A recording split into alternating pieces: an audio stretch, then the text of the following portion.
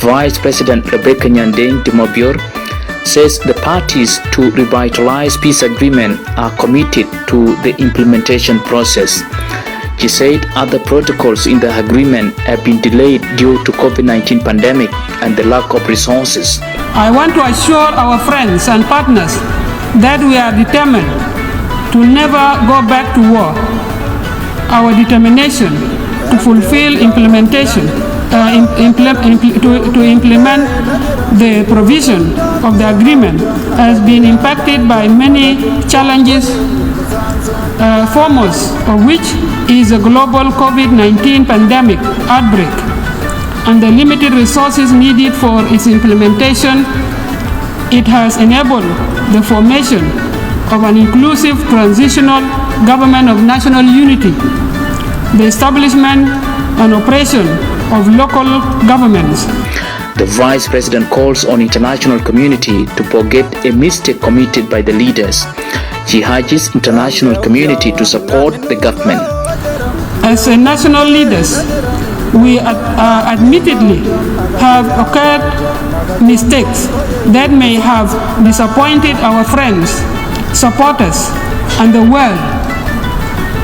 We have learned from those mistakes, and I am here to engage in constructive dialogue with our international partners, bearing in mind the lessons and consequences of our actions, and more importantly, the dreams, aspirations, and marching order from our people of the kind of government, society that they want. Other issues which have dominated the debate are the climate change and the revitalization of the United Nations, among others.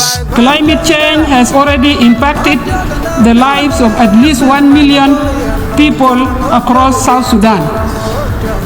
Torrential rains have resulted in the worst flooding in 60 years and have inundated villages and towns and destroyed livestock.